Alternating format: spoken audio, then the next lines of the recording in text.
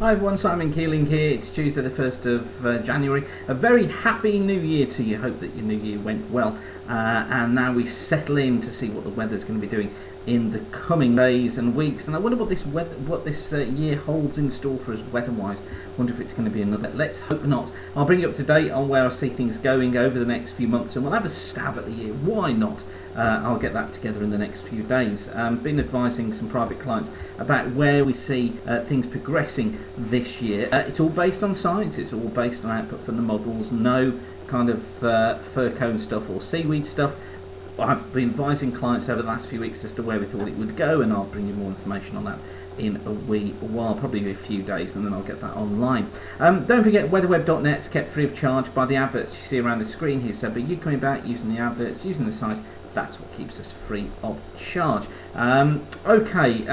The ensemble, GFS Ensemble, is picking up on cold weather again. You'll know that for some time I've been talking about things getting colder around the 9th or the 10th of January. Cooler weather coming in. I'm still not convinced that this is going to be a cold snap, but I think cool to cold probably is the best way to sum it up just at the moment. We've got some stratospheric warming taking place. Not a classic stratospheric warming, but it's taking place, so that kind of builds this idea that temperatures are going to be cooling down a touch.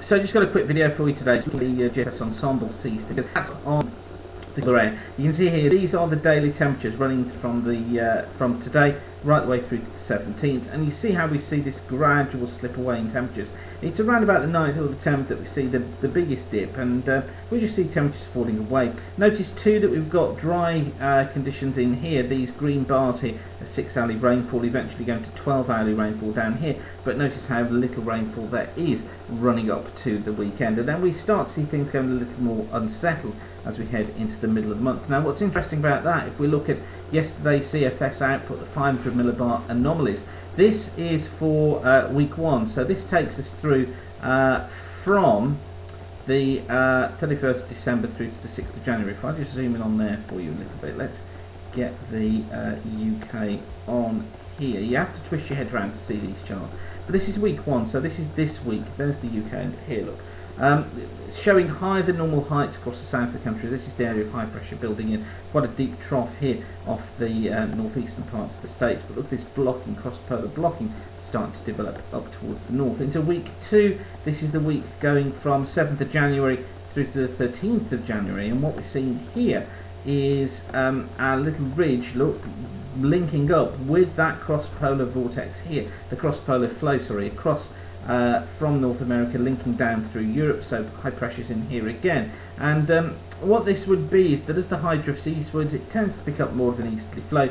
We start to see conditions starting to cool down towards the end of that week, and then we'll go into week 4. Let week 3, we'll stay zoomed out for this one. This is the 14th of January to the 20th of January, and just look at this.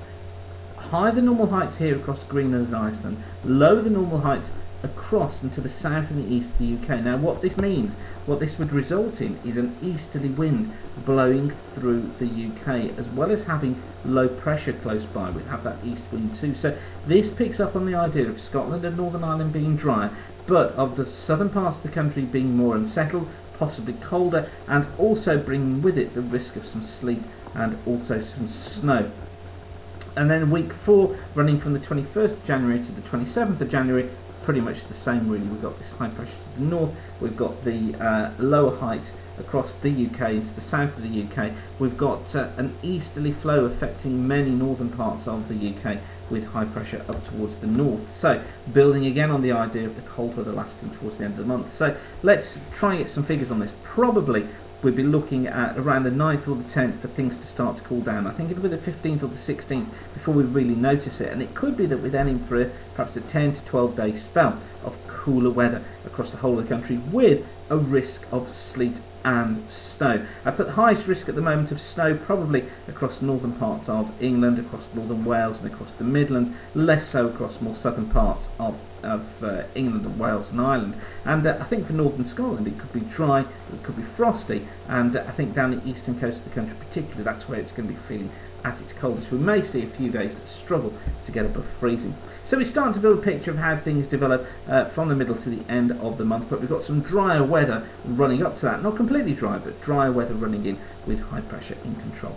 So that's all for now. Hope your New Year's Day continues to go well. Thanks again for watching weatherweb.net. Don't forget to tell your friends about us. You can follow us on Twitter at Weather School. Do a search on Facebook for Weather School. And of course, as I said at the beginning, sites get free of charge by you coming back using the adverts on the screen here. We are a commercial operation, so we exist to make money and to keep ourselves afloat. So by you coming back using the adverts, etc., that means we can keep things free of charge. So thanks again for watching weatherweb.net.